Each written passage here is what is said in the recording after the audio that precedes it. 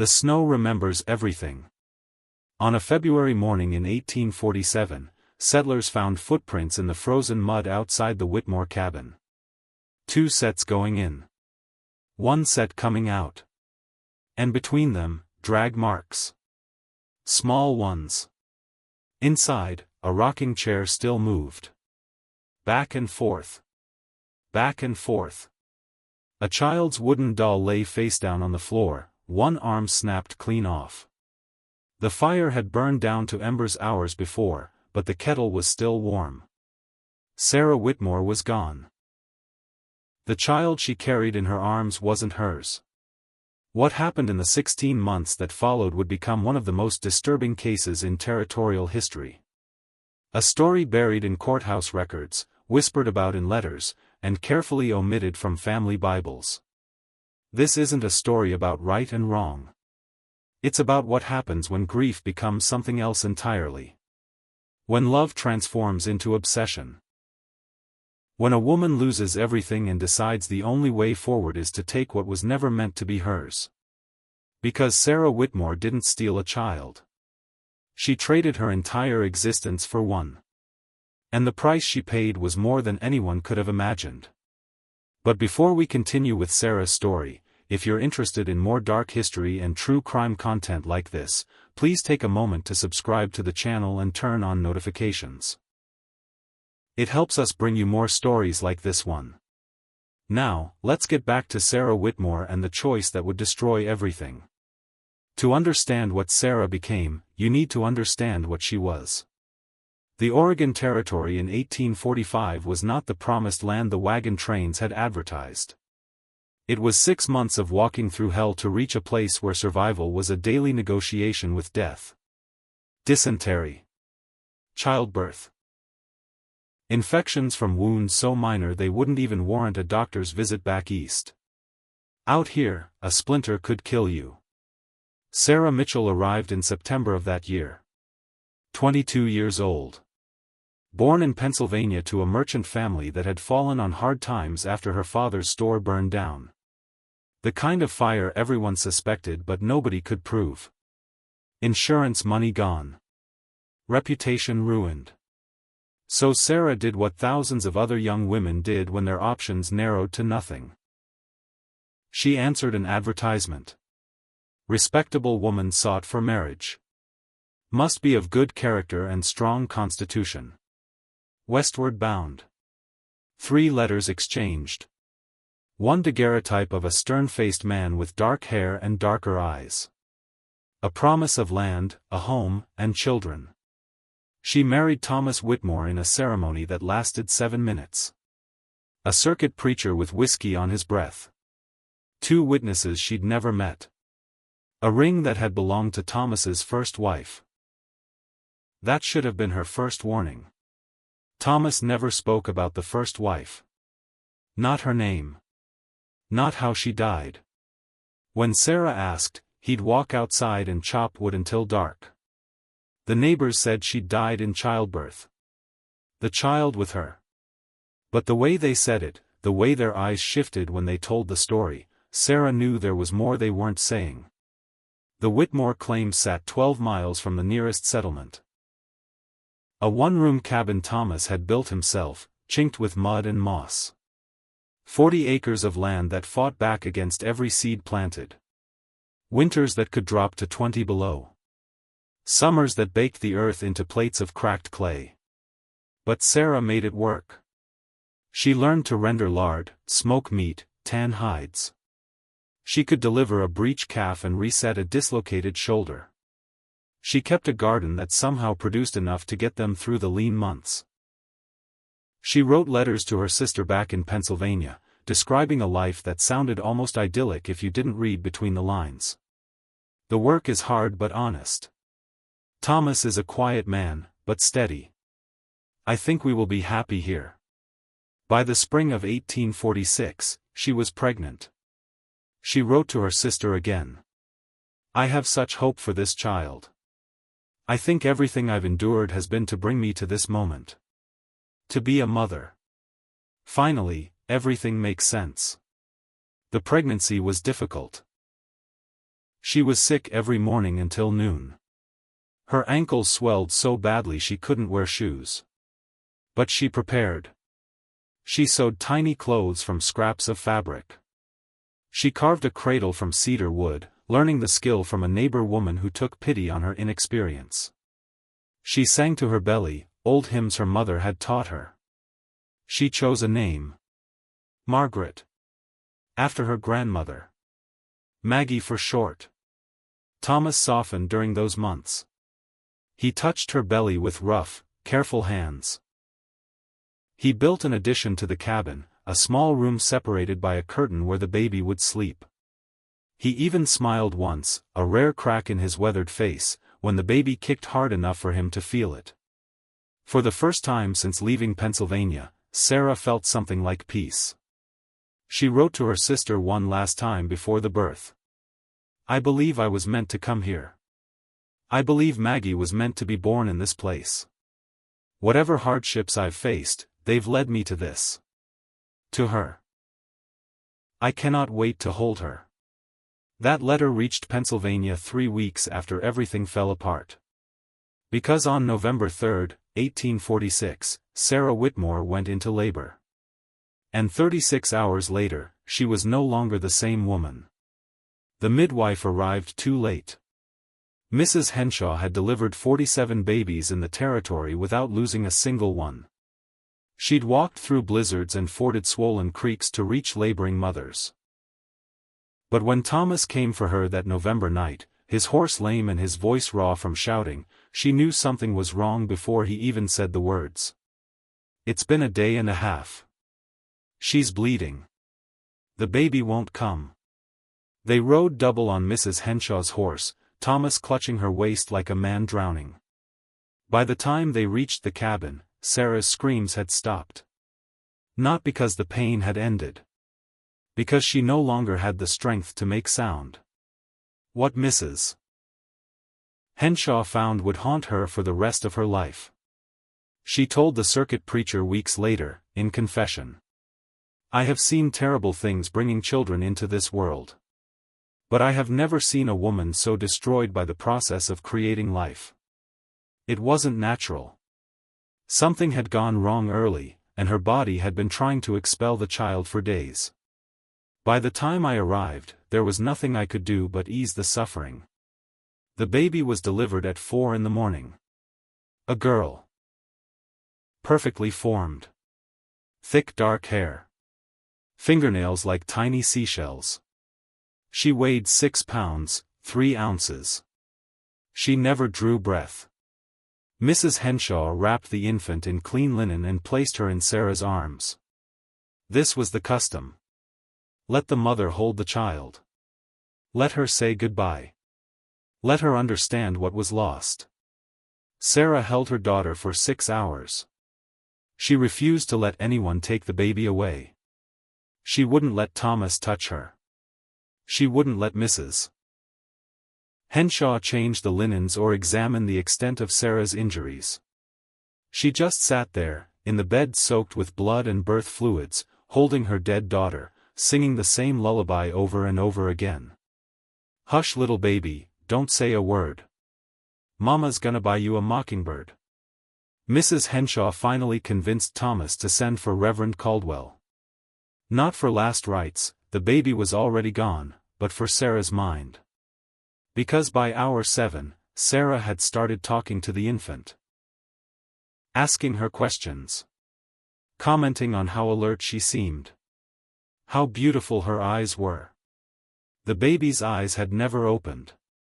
Reverend Caldwell arrived at noon and immediately understood the situation. He'd seen grief break people before. Out here, with the isolation and the endless work and the crushing knowledge that help was always too far away, minds could fracture like ice in the spring thaw. He knelt beside the bed and spoke gently. "Sarah. The child is with God now. You need to let her go. You need to let us help you." Sarah looked at him with eyes that didn't seem to recognize another human being. "She's sleeping," Sarah said. "She's just sleeping. If I keep singing, she'll wake up. She'll wake up soon." It took 3 men to remove the infant from Sarah's arms. She fought them. This woman who could barely lift her head an hour before suddenly had the strength of someone possessed. She clawed at Thomas's face, drawing blood. She bit Reverend Caldwell's hand so hard she chipped one of his teeth. She screamed words that weren't words, sounds that came from somewhere beyond language. When they finally pried her fingers loose, she collapsed backward and stared at the ceiling without blinking. Mrs. Henshaw examined her then and discovered what they'd all feared. The damage was severe. Internal tearing that would never properly heal. An infection had already started. Fever would set in within days. But worse than the physical damage was what they saw in Sarah's face. Nothing. No tears. No expression. No recognition of what had just happened. She lay there like a body already emptied of its occupant, her chest rising and falling mechanically, her eyes tracking something none of them could see. They buried Margaret Whitmore in the small cemetery plot behind the cabin. Thomas carved a headboard from pine. Margaret Rose Whitmore. Born and called home November 4, 1846. Asleep in Jesus. Sarah didn't attend the burial. She couldn't walk. But even if she could have, Mrs. Henshaw wasn't sure Sarah understood her daughter was dead. For 2 weeks, Sarah lay in that bed, hovering between life and death. The fever came, as predicted. She thrashed and muttered. She called for Maggie. She sang the lullaby until her voice gave out, then mouthed the words silently. Thomas sat beside her every night, holding her hand, watching his wife disappear into something he couldn't reach. On November 19, the fever broke. Sarah opened her eyes, truly opened them, for the first time since the birth. She looked at Thomas with perfect clarity and asked, "Where is my daughter?" Thomas, exhausted and grieving, told her the truth. "Sarah. The baby died. Maggie died. You've been sick. Do you remember?" Sarah stared at him for a long moment. Then she smiled. A small, strange smile that made Thomas's blood run cold. "No," Sarah said. "That's not right. Maggie is coming. I can feel it. She's close now. She'll be here soon." Mrs. Henshaw, who had stayed to nurse Sarah through the fever, exchanged glances with Thomas. This wasn't delirium. This was something else.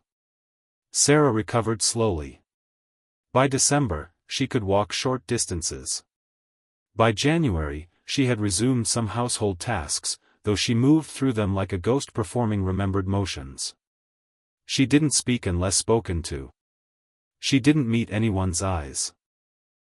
But every evening, she sat in the rocking chair Thomas had made for her, the one meant for nursing the baby, and she rocked. Back and forth. Back and forth. Humming that same lullaby.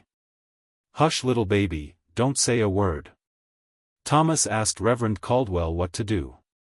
The Reverend had no answers. "This kind of grief," he said, "either healed with time or it consumed you entirely. Give her time," he advised. "Give her patience. Give her prayer.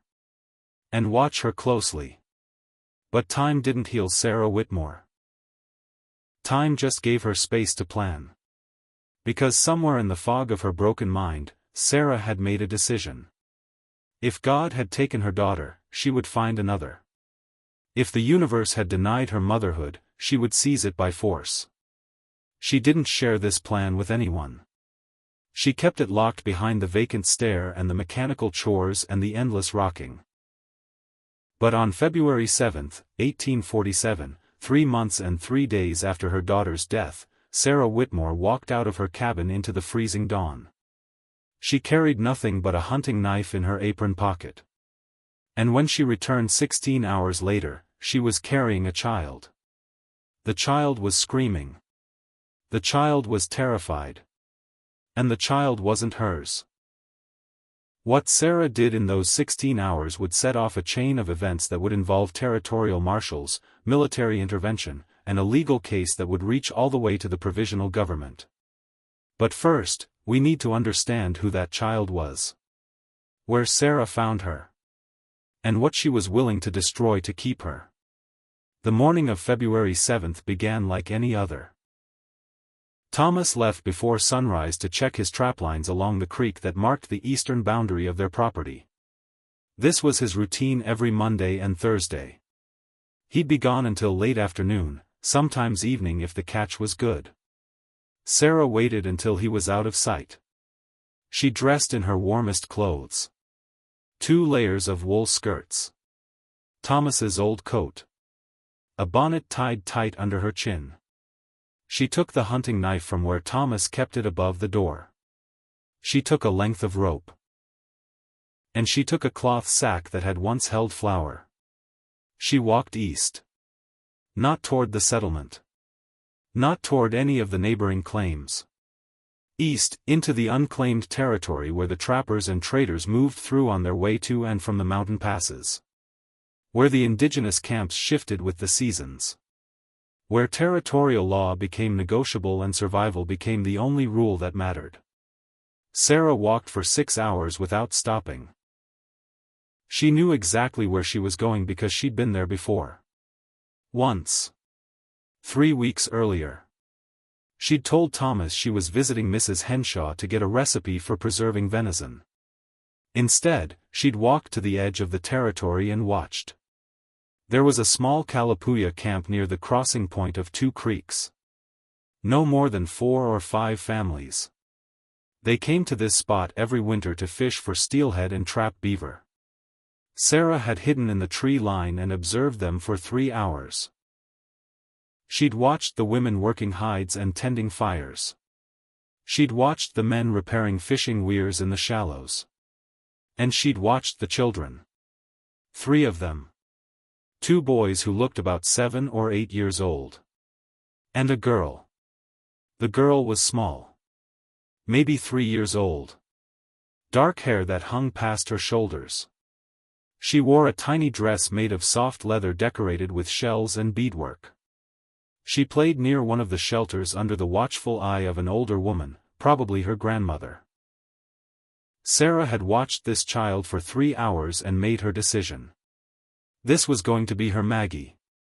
Now, 3 weeks later, Sarah returned to that spot. The camp was still there. Smaller now. Only 2 shelters remained. The harsh weather had driven some families south. But the little girl was there, playing near the creek with one of the boys, throwing stones into the water and laughing when they made splashes. Sarah watched from the tree line until she understood the pattern. The women were working near the largest shelter, about 100 yards from where the children played. The men were gone, probably hunting or checking trap lines. The older woman who usually watched the children had gone inside one of the shelters. For maybe 10 minutes, those children were alone.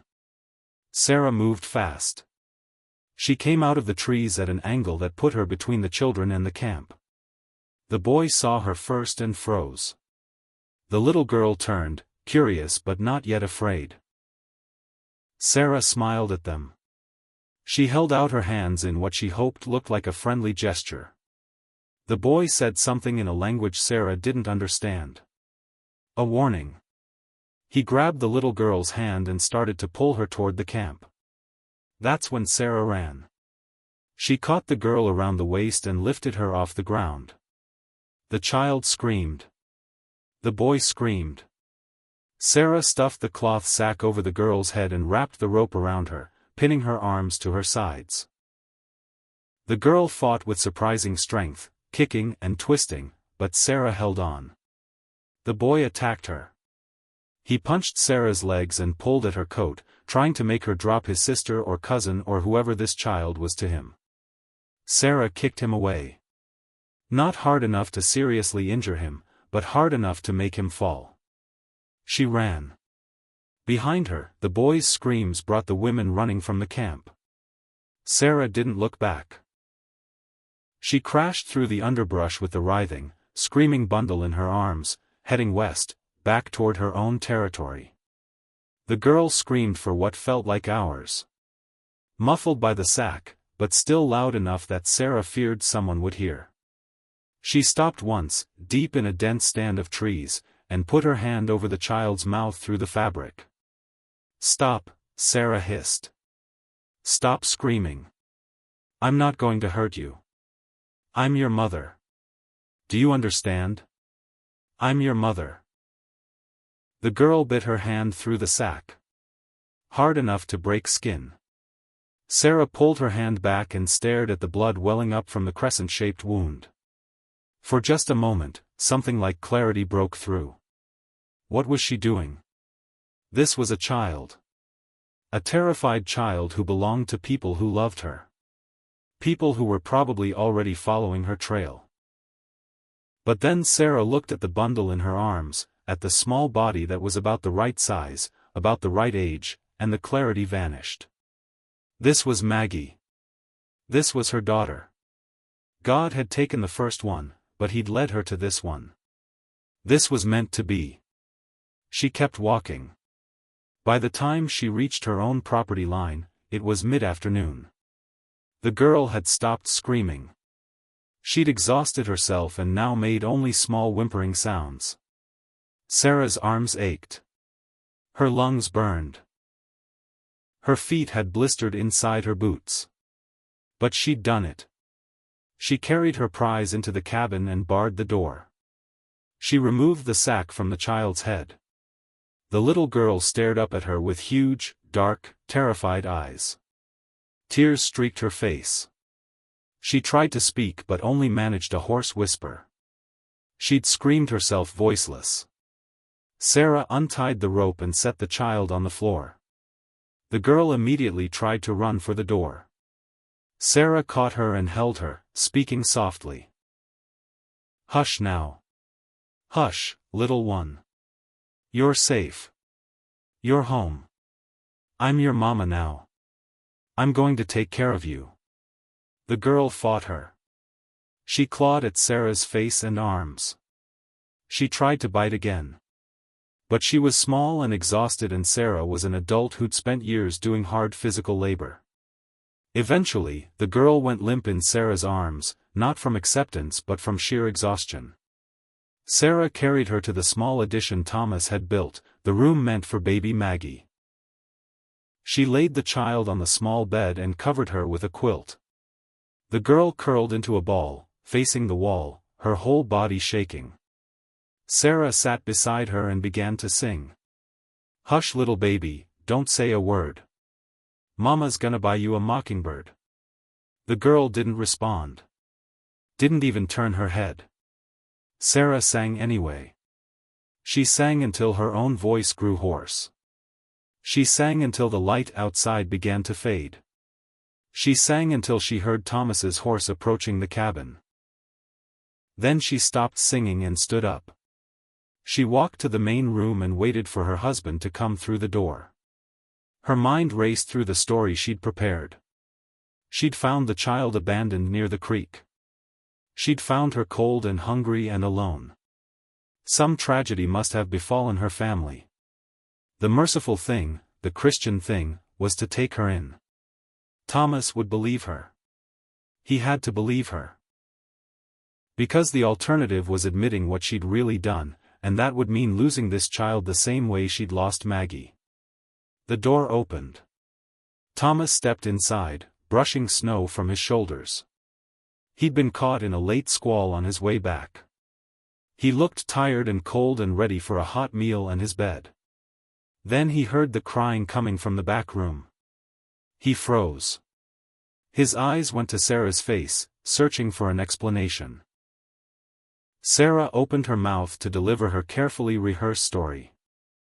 But before she could speak, the child in the back room began to scream again.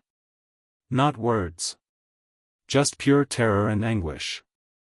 The sound of someone who'd been taken from everything familiar and didn't understand why. Thomas pushed past Sarah and pulled back the curtain. He stared at the little girl on the bed. At her dark skin. Her leather dress and beaded moccasins. At everything about her that made it obvious she wasn't a lost white settler's child. He turned slowly to face his wife. "What did you do, Sarah?"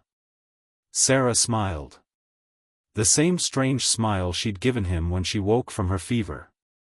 The smile that said something inside her had broken and rearranged itself into a shape that no longer fit with the world everyone else inhabited. "I found our daughter, Thomas. I found Maggie. She was lost, but I brought her home." Thomas stared at his wife for a long moment. Then he looked back at the terrified child on the bed. Then back at Sarah. And in that moment, Thomas Whitmore understood that he'd lost his wife just as surely as he'd lost his baby daughter. The woman standing in front of him wore Sarah's face and Sarah's clothes, but she was someone else now. Someone grief had hollowed out and refilled with something he didn't recognize. The question was what he was going to do about it. Thomas didn't immediately turn Sarah in to the authorities. This is important to understand. He didn't grab the child and ride straight to the settlement to report what his wife had done. He didn't lock Sarah in the cabin and go for help. Instead, he stood there in the doorway of that small addition, looking at his wife and this terrified child, and he made a calculation. If he reported this, Sarah would hang. There was no question about that. Kidnapping a child, especially a native child in a territory where tensions between settlers and indigenous people were already explosive, would result in the harshest possible punishment. They'd put her on trial, if she even made it that far. More likely, the girl's family would find them first, and frontier justice didn't involve courtrooms. But if he didn't report it, if he helped Sarah, if he went along with whatever delusion had taken hold of her mind, maybe he could keep her alive. Maybe he could fix this. Maybe he could somehow return the child without anyone knowing who'd taken her. He made the wrong choice. Thomas helped his wife commit one of the most disturbing crimes in territorial history because he loved her too much to watch her hang. That first night, Thomas tried reasoning with Sarah. He pulled her into the main room while the child cried behind the curtain and he spoke in urgent whispers. "Sarah, that child isn't ours. You know that. Somewhere, there's a mother who's out of her mind with worry right now. We have to take her back." Sarah shook her head calmly, like Thomas was the one not making sense. "I can't take Maggie back. I just got her. She needs time to adjust, that's all. Children are frightened of new places. But she'll learn to love me. She'll understand I'm her mother." Thomas grabbed Sarah's shoulders, trying to make her see reality. "Her name isn't Maggie. She has a name. She has a family. Sarah, please, you have to understand what you've done." But Sarah just pulled away and went back to the child's room. She sat on the edge of the bed and resumed singing her lullaby, completely ignoring Thomas's presence. Thomas stood in the doorway and watched his wife stroke the hair of a kidnapped child while singing to her in a voice that sounded almost happy. He should have left right then. He should have ridden through the night to get help. But he didn't. He told himself he'd fix it in the morning. He'd take the child back himself at first light and claim he'd found her wandering. He'd say Sarah was sick, confused from fever. He'd make it right. But morning brought a new problem. Just after dawn, Thomas heard horses. Multiple riders, moving fast. He looked out and saw them, a group of 5 native men riding hard toward the cabin from the east. They'd tracked Sarah. Of course they had. She'd left a trail a blind man could follow. Thomas made another choice. He barred the door. The men surrounded the cabin and one of them shouted in broken English, "Give child back. Give girl back or we burn house." Thomas shouted back, "There's no child here. You have the wrong cabin." Even as he said it, he could hear Sarah in the back room, still singing to the girl, completely oblivious to what was happening. The men didn't believe him. Why would they? They'd tracked the trail straight here. They knew. One of them fired a rifle shot into the air, a warning. Then another shouted, "We come back. We bring soldiers. We burn everything." They rode away, but Thomas knew it wasn't over. They'd gone to get help, to get reinforcements, possibly to get the territorial militia involved. He had maybe a day, 2 at most, before this became a situation he couldn't contain. He went to Sarah and grabbed her arm, forcing her to look at him. "They know you took her. They're going to come back with soldiers. Sarah, we're out of time. We have to give her back now." Sarah wrenched her arm free and positioned herself between Thomas and the child. "No one is taking my daughter." Thomas looked at the little girl huddled on the bed. She hadn't eaten. She hadn't spoken. She just stared at them both with those huge terrified eyes, and Thomas felt something inside him crack. "Fine," he said. "Fine. But we can't stay here. If they come back and find us, we're both dead. We have to run." This might have been the worst decision Thomas Whitmore ever made. Instead of ending this nightmare, instead of doing the right thing and returning the child, he chose to run. He chose to help his wife hide her crime. Maybe he thought he could still fix it later. Maybe he thought if they disappeared into the wilderness, he could eventually convince Sarah to give the child back. Maybe he'd just completely broken under the weight of everything that had happened. Whatever his reasoning, Thomas began loading their wagon that morning with everything they could carry. Supplies. Food. Blankets. Their few valuable possessions. He worked fast, constantly watching the eastern horizon for dust that would signal returning riders. Sarah packed the child's things as if they were going on a normal journey. She folded the tiny dresses she'd made for Maggie. She packed the wooden toys Thomas had carved. She even packed the cradle. The little girl watched all of this happening. She still hadn't made a sound beyond crying. She didn't understand English, couldn't understand what was being said around her, but she understood enough. She understood she was being taken farther from her family. By noon, they were ready. Thomas hitched their 2 horses to the wagon. He helped Sarah and the child into the back, where Sarah had created a small enclosed space with blankets and crates. If anyone saw them on the trail, they'd just look like another settler family moving to a new claim. They headed west, away from the settlement, away from any place where people knew them. Thomas had heard stories about the coastal regions, about valleys so remote and isolated that a family could disappear for years without anyone knowing they were there. That's where they went. Into the wilderness. Away from law and civilization and any chance of this ending peacefully. For 6 days, they traveled through increasingly difficult terrain. The wagon nearly broke an axle twice. They forded rivers so cold the horses balked. They slept in the wagon at night, Sarah clutching the child even while she slept, terrified someone would take her. The little girl grew weaker each day. She refused to eat most of what Sarah offered her.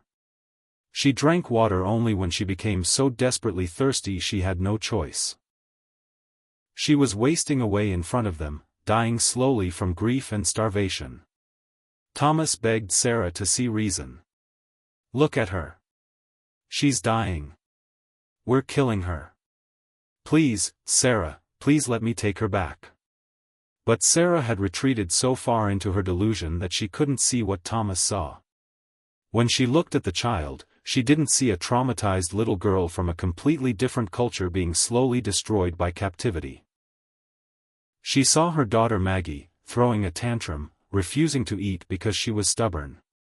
"She's just being difficult," Sarah would say. "All children go through phases. She'll eat when she's hungry enough."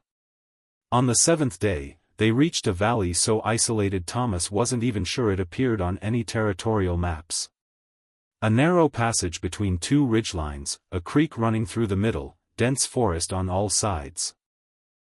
There was evidence that people had camped here before, but no one was here now. It was perfect for hiding. Thomas built a shelter. Not a proper cabin, they didn't have time for that, but a lean-to structure that would keep out most of the rain. He dug a fire pit. He set snares for rabbits and went hunting for deer. Sarah set up housekeeping as if this were a permanent home. She created a small sleeping area for the child. She unpacked the dresses and toys. She established a routine, trying to force normalcy into a completely abnormal situation. The child, who they would later learn was named Aida, grew worse. She stopped crying. That was somehow more disturbing than the crying had been. She just sat wherever Sarah placed her and stared at nothing. She ate the bare minimum to survive. She didn't fight anymore. She'd given up. Thomas watched this slow destruction and felt his own mind beginning to crack. He'd become complicit in something monstrous. He'd helped his wife kidnap a child. He'd fled from justice. He'd abandoned his land, his life, everything, to protect a woman who was clearly insane. But he couldn't seem to make himself do the right thing. Every time he considered leaving, riding back to the settlement and turning himself in, he'd look at Sarah and remember who she used to be. The strong woman who'd traveled across the continent to start a new life. The devoted wife who'd made a home out of a single-room cabin in the wilderness. The would-be mother who'd prepared so carefully for a child she'd never get to raise. His love for who she'd been paralyzed his ability to stop who she'd become. 3 weeks passed in that hidden valley. Thomas hunted and trapped. Sarah cooked and cleaned and sang lullabies to a child who didn't respond. Aida existed in a state between life and death, her spirit slowly separating from her body. Then, on a cold March morning, everything changed. Thomas was checking his snares near the creek when he heard horses. Multiple riders, moving slowly, searching. He dropped to the ground and crawled to where he could see the narrow pass that led into their valley. 6 men on horseback. 3 of them were indigenous, probably from Aida's family. 3 were white men, and by their clothes and bearing, Thomas recognized them as territorial marshals. Somehow, despite all their efforts to disappear, they'd been tracked.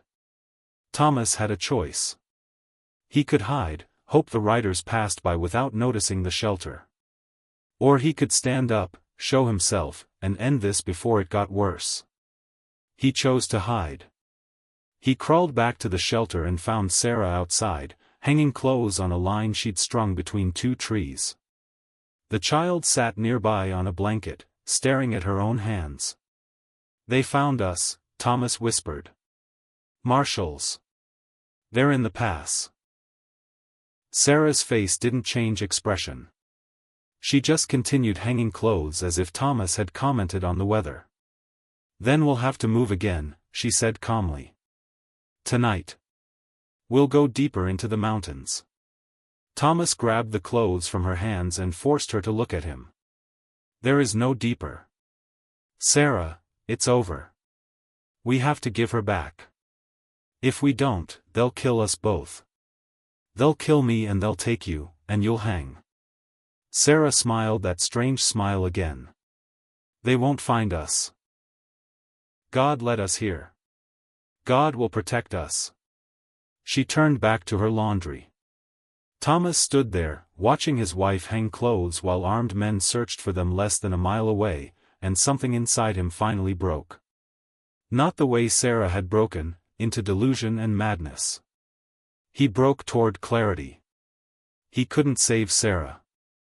He'd never been able to save Sarah. She'd been lost the moment her daughter died.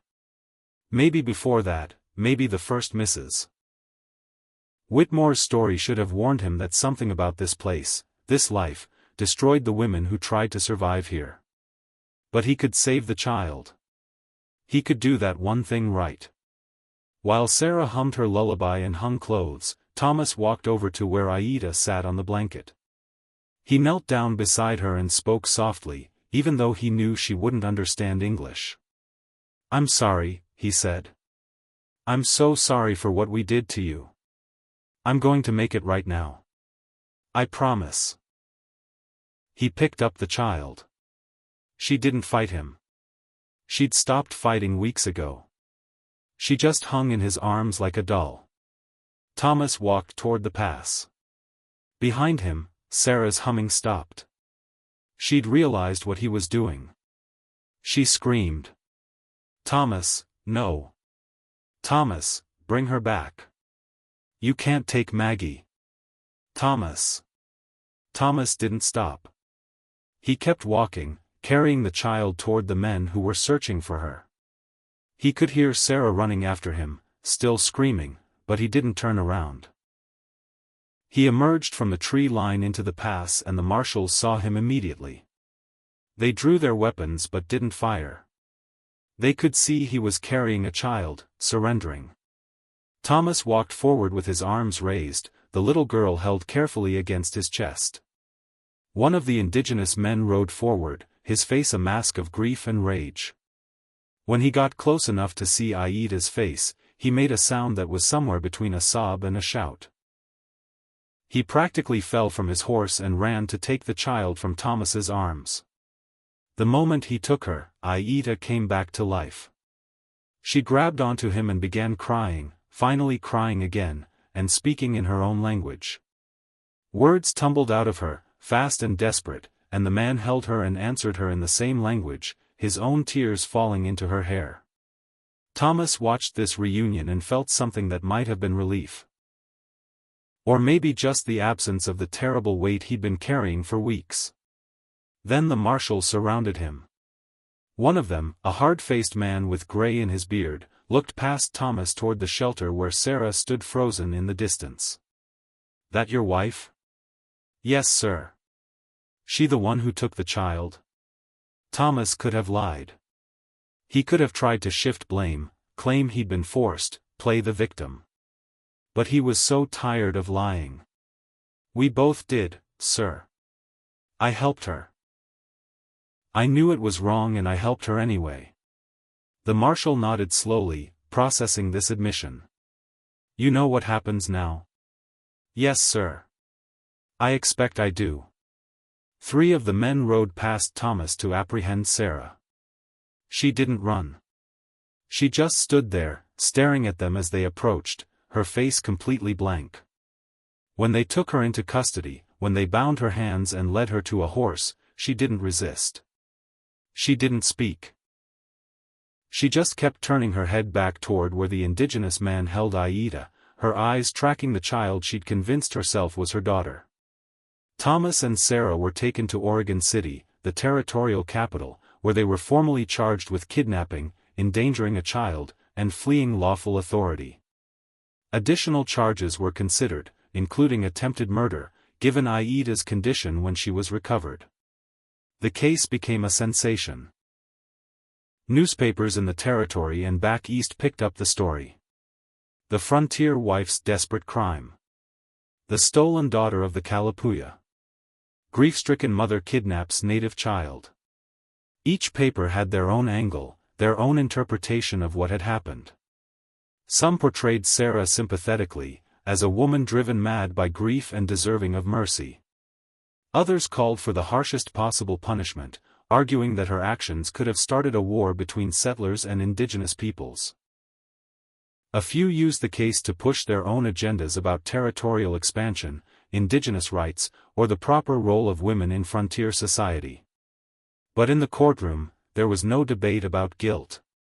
Thomas and Sarah Whitmore had kidnapped a child. They'd held her captive for nearly 2 months. They'd fled from authorities and hidden in the wilderness while that child deteriorated physically and psychologically. There was no question about what they'd done. The only question was why, and what the appropriate punishment should be. The trial lasted 3 days. The prosecution presented a straightforward case. They called the members of Aida's family to testify about the day she was taken. They described how Sarah had emerged from the trees and grabbed the child. How she'd kicked away Aida's cousin when he tried to stop her. How she'd fled into the wilderness with a screaming, terrified 3-year-old. They presented evidence of the search effort. The days spent tracking Sarah through difficult terrain. The fear that they'd find the child dead. The moment they finally located the hidden camp and recovered Aida barely alive. They called a doctor who'd examined Aida after her recovery. He testified about her condition. Severe malnutrition. Signs of dehydration. But worse than the physical damage was the psychological trauma. The child had nightmares. She refused to eat certain foods. She panicked when left alone. She'd been broken by her captivity in ways that might never fully heal. The prosecution asked for hanging. The defense tried to mount a case based on temporary insanity. They called Mrs. Henshaw to testify about Sarah's pregnancy and the stillbirth. They called Reverend Caldwell to describe Sarah's grief and deteriorating mental state. They presented Sarah's letters to her sister, showing a progression from hopeful expectation to desperate sorrow to something approaching madness. They argued that Sarah wasn't responsible for her actions. That the trauma of losing her child had created a break with reality. That she genuinely believed Aida was her daughter, that in her mind, she was rescuing an abandoned child, not kidnapping one from a loving family. The defense asked for commitment to an asylum rather than execution. But the prosecution had a devastating rebuttal. If Sarah truly believed Aida was her daughter, why did she hide? Why did she run? Why did she choose an isolated valley where no one would find them? These were not the actions of someone operating under a delusion. These were the calculated choices of someone who knew she'd committed a crime and was trying to avoid consequences. And what about Thomas? He wasn't grief-stricken. He wasn't suffering from a mental break. He was a rational adult man who chose to help his wife kidnap a child, chose to flee with her, chose to keep that child captive even as she wasted away in front of him. His love for his wife didn't excuse what he'd done. If anything, it made it worse. He'd known better and done it anyway. The jury deliberated for less than 2 hours. They found both Thomas and Sarah Whitmore guilty on all charges. At sentencing, the judge gave a speech that newspapers would reprint in full. He talked about the rule of law. About the fragile peace between settlers and indigenous peoples. About the sanctity of the family and the protection of children. About how grief, no matter how profound, could never justify such actions. Then he pronounced the sentence. Thomas Whitmore was sentenced to 20 years hard labor. He would serve his time at the territorial prison, after which, if he survived, he would be released with the stipulation that he could never own land in Oregon Territory again. For Sarah Whitmore, the sentence was different. The judge acknowledged that her mental state was a factor. He acknowledged the tragedy she'd suffered. But he also noted that her actions had endangered not just one child but the entire fragile piece of the territory. That her crime could have started a conflict that would have cost dozens or hundreds of lives. Sarah Whitmore was sentenced to life imprisonment. She would be held at the Oregon City Territorial Prison until such time as an appropriate asylum could be established for women. She would never be released. She would spend the rest of her life in captivity, just as she'd held Aida captive. When the sentence was pronounced, Sarah didn't react. She just sat there, her hands folded in her lap, staring at something no one else could see. She hadn't spoken since her arrest. She hadn't acknowledged any of the testimony or evidence. She existed in a place beyond reach. Thomas reacted, though. He turned to his wife, reaching for her even though the marshals held him back, and said her name over and over. Sarah. Sarah, I'm sorry. Sarah, please, look at me. But Sarah never looked at him. She was taken away still staring at nothing, still silent, still lost somewhere inside herself.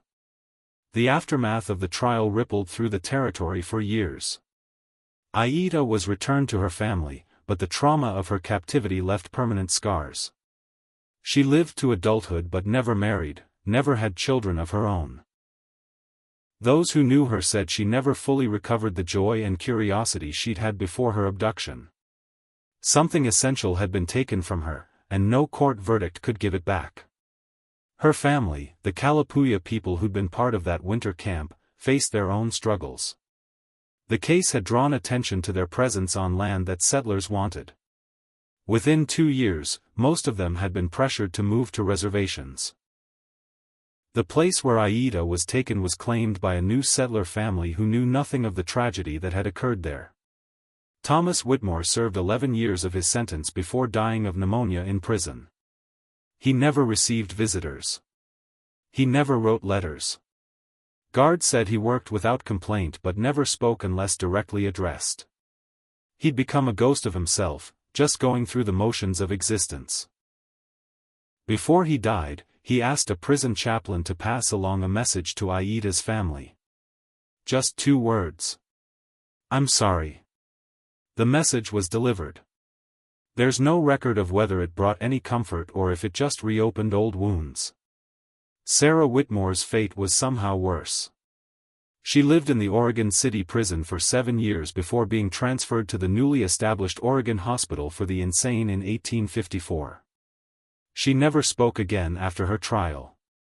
Never wrote letters. Never acknowledged visitors on the rare occasions anyone came to see her. She spent her days sitting in a chair by a window, rocking back and forth, humming a lullaby that only she could hear. Staff at the asylum said she seemed to be singing to someone who wasn't there.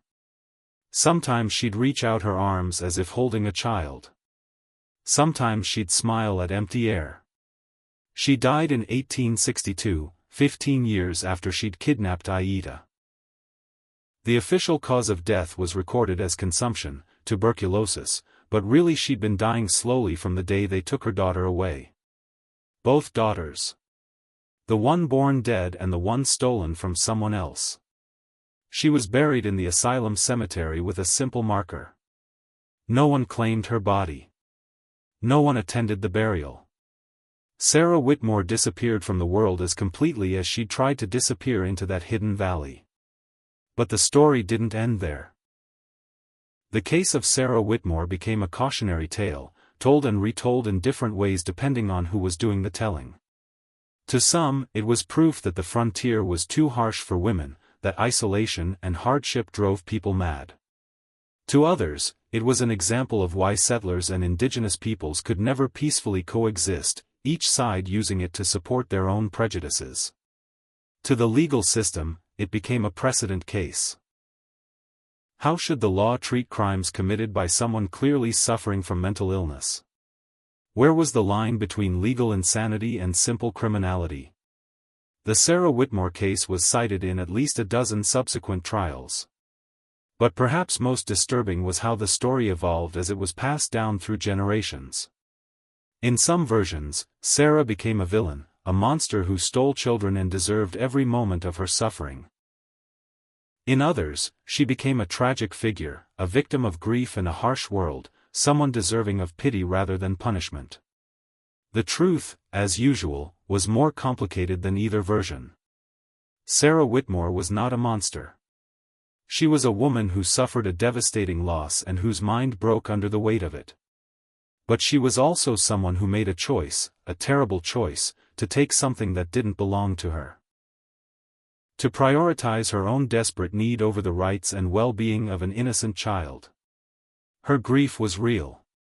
Her suffering was real. But so was Aida's suffering.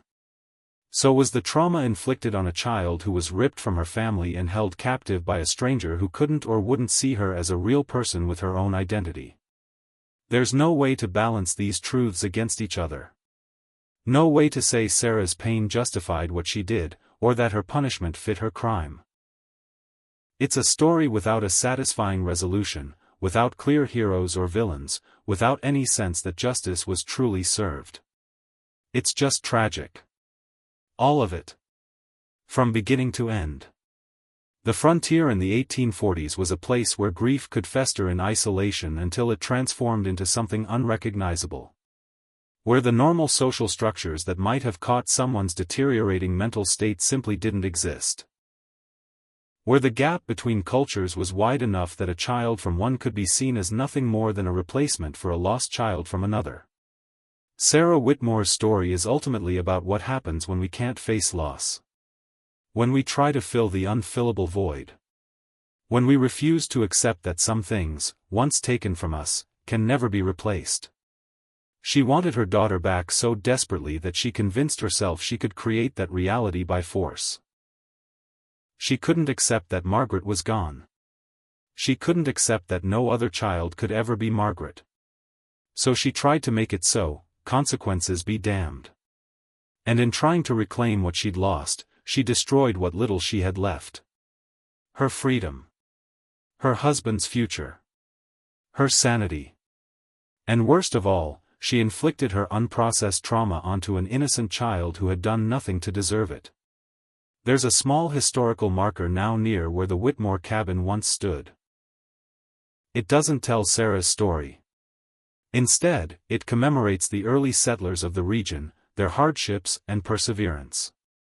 Sarah Whitmore's name doesn't appear on it. Most people who pass by have no idea what happened there.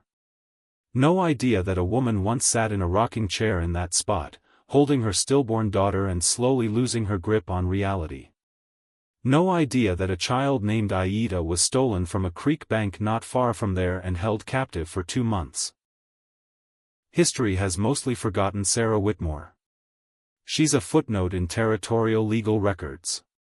A brief mention in a few historical texts about frontier life. A case study in early discussions of legal insanity. But for the people directly affected by her actions, the forgetting wasn't so easy. Aida's family remembered. The trauma was passed down through generations, the story told as a warning about the dangers of the settler influx. About how even in their grief, the newcomers felt entitled to take whatever they wanted.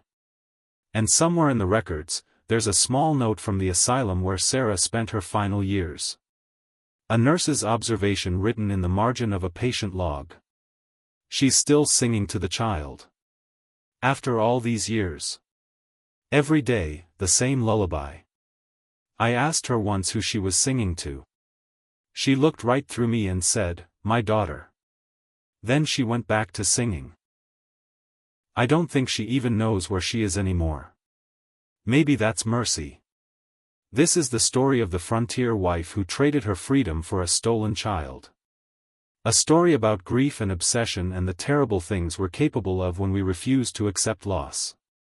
A story about a woman who couldn't live with the reality of her life, so she tried to create a different one by force. It didn't work. It never works.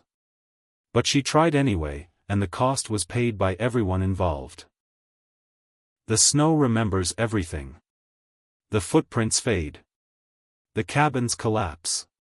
The people die. But the stories remain, preserved in old courthouse documents and fading letters and the gaps in cemetery records where names should be. This was Sarah Whitmore's story. This was Aida's story. This was the price paid by everyone caught in the gravity well of unprocessed grief in a place too harsh and isolated to offer any real help. The frontier demanded everything from the people who settled it. Sometimes it demanded more than they could give. And when they had nothing left, some of them tried to take what they needed from others. That's not a justification. Just an explanation.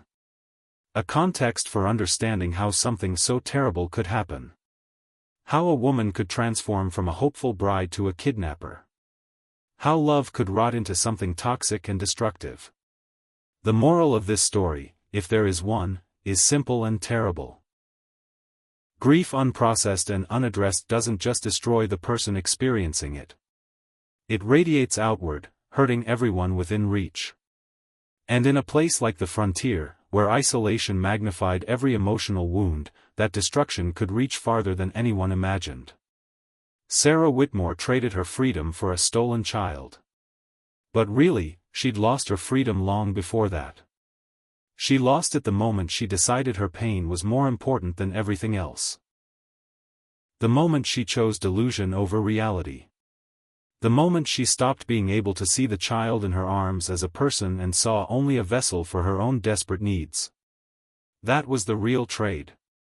And by the time she realized what she'd given up, it was far too late to get any of it back.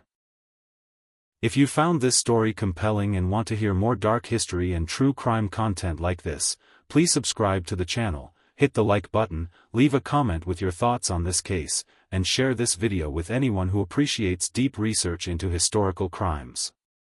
Your support helps us continue bringing these forgotten stories to light. Thank you for watching.